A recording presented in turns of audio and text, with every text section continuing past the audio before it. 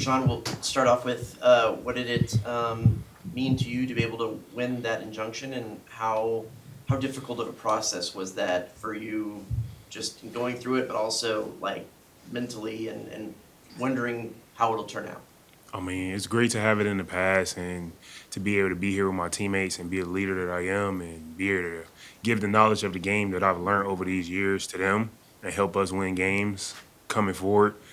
Mentally, I felt like it was a toll. It played a weight on my shoulders, but being around my teammates every day and just being able to be around basketball every day, it helped me stay strong and just mentally be where I'm supposed to be keep my feet where they are. Were there moments where you thought like this might not happen through that process? No, I'm a strong believer in God, and I always believe that He will always figure it out for me. I'm here for a reason, and He wouldn't have pushed me this far to take it away. Who was the first person you called after that hearing, and what'd you tell him? The first person I called was probably my mom, I think. I just told her like I won, and I'm grateful, and I'm thankful to be able to be in the situation that I'm in. What did it mean for you for Coach Bucky to be fighting for you all through that and even take a stand out there to help you? It meant a lot because a lot of coaches may not want to do it, but he stepped forward immediately and let me know like I want you to be here, and I'm gonna fight through the end with you for you to be here for my team and to help us. So, very few players get to have their head coach take the stand and talk well about them under oath. What did that mean to you to hear some of those things that he was under oath to say about you? And man, the world, because a lot of people think differently of you behind scenes, but for him to come out and speak boldly and highly of me like that, it gave me like I would say a superpower to be able to feel that my coach is behind me. What do you think you've learned through your journey, having been at a few different places and, obviously having such a unique case where you thought you'd have everything good to go, and then you look back and it's like, oh man, this year's maybe going to get counted and all that. So just your journey, what do you think you've learned through the whole thing? I would say I learned patience. I dealt with a lot of up and downs throughout early in my career, and now going through this, it kind of taught me to be patient and to let things play out and not overthink it too early. What did it mean to you to be named team captain for the year? It meant a lot. I always feel like my voice carries, and I feel like I can speak to my team in a different way than everybody else can. And with Coach believing in me to be able to speak out and have a leader voice and for people to hear me and follow me, it meant a lot because, I feel like, being at Texas A&M and being a leader is top tier.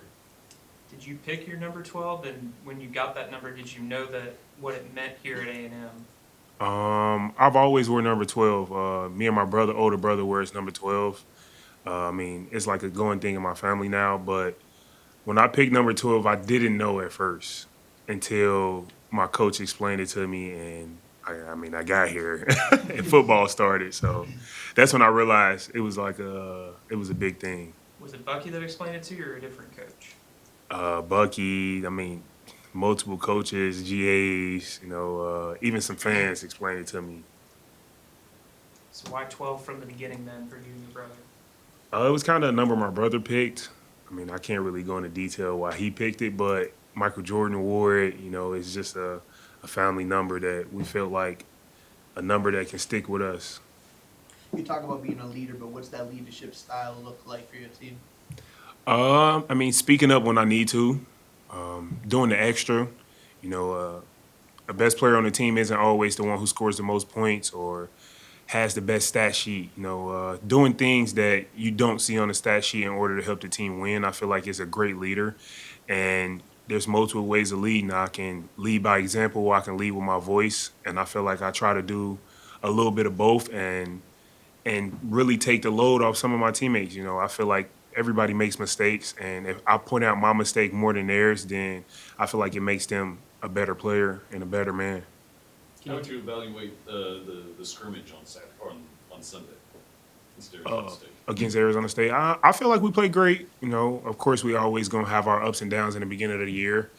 Still getting a feel for how we play and the pace and, you know, pressing the entire game. I feel like with us being new to this, we're like absorbing it like a sponge and understanding and taking constructive criticism very well. I know I had, you know, an up and down game. Turnovers is something we've been working on and talking about, but everything's going to get fixed as we continue to get deeper into the season. Did Chris McDermott mean to the program being the one guy that came over from last year and the kind of maybe loyalty that shows? It means a lot because he comes here and he explained to us exactly what it means to be a Texas A&M Aggie. You know, he's from here, from Dallas, I believe. So him being around and being able to be that voice to let us know which games are important and which games hold so much weight for Texas A&M means a lot. Can you talk about your relationship with Marcus, with y'all having played together at Bowling Green, and how you feel like that chemistry y'all have has kind of infected the whole team when a bunch of guys need to get to know each other? The chemistry with Marcus is like unheard of, I can really say. Like, that's my brother. Like, even if we didn't play together, again, that still would be my brother. Like, me and him hang out on a daily basis, after practice, all the time, on the game.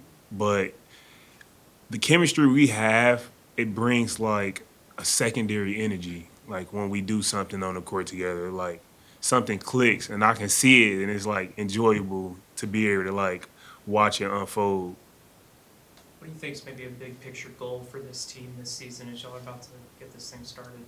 A big picture goal, of course, everybody wants to win the Natty, and then from there on, it just trickles down to each one. You know, we want to be in the SEC tournament, win the SEC championship. You know, well, I mean, I hope we can just go undefeated. That'd be great. But, you know, we have ups and downs. But one thing I would say is our grand focus is one game at a time and just continue to push every day to become a better team. How would you describe your game? How would I describe my game? I have maybe I can say a Draymond game type where I can get my teammates going and also be able to affect the game in multiple different ways that maybe don't show up on the stat sheet like Draymond does. I don't do the extra antics though. Good to know. No excessive technical fouls? Nah. What went into your decision to come to A&M? I would say I love this school, like the environment of sports and how they treat their sports and be around the fans, the environment. Me being at a football game early on, and I just like stood and just looked around like this is like what I wanted for my last year of college. Which game was that? Who did we play our first game? UTSA. Yeah, and I was surprised it was a turnout like that for UTSA, and it was just like the atmosphere, just screaming, the jumping up and down, the sway. I just loved it. I feel like Marcus said that you may have called him before you came to visit. He had already been committed, is that right? Yeah, I called him. I FaceTimed him. What were some of the things that he pitched to you that maybe resonated with you? He ain't pitched nothing to me. He just told me to commit. What would you say, playing buckyball has been like for you so far? It kind of gave me like experience back from when I first started playing basketball, high school basketball. We play like this, where it's up and down pace. We pick up. We play hard and to your full ability. There's no plays off. Like everybody can bring it up. Everybody touches this. We play team basketball, and at the end, we end up coming out with the win as long as we continue to play 110% throughout the whole time. What excites you about the home opener, and what's your message to the 12th man about coming out? What excites me, I would say, just being able to play basketball again, especially with these group of guys. I'm grateful. And for the 12th man, I would say, just stand up. It's going to be a lot of threes, a lot of dunks, a lot of steals. It's going to be a lot of exciting basketball going on early. How close do you feel like this team is to running the system at the standard that maybe y'all want to run it? I would say we're super close. Maybe closer than what people may expect because Of course, we're a whole new team, we're a whole new roster built together, but what you wouldn't expect is for us to immediately click. And I feel like our first maybe month within the summer, we were clicking and we laughing and we joking, picking on each other. So I feel like we're gonna be good. What do you think will be the key to playing buckyball at the best that y'all can early in the season, where it might take a little bit more time to gel? And what are kind of the things that Bucky's been stressing about kind of this early season without maybe a couple guys? I would say the best thing would be, limiting turnovers and also shot selection and just believing in each other, I mean, I'm not gonna stay here and be like, my teammates are selfish. No, I mean, we basketball players. Everybody takes shots that they didn't probably felt like they was open, but not turning the ball over and being cautious with what we do and playing together and playing hard to get us in the right path.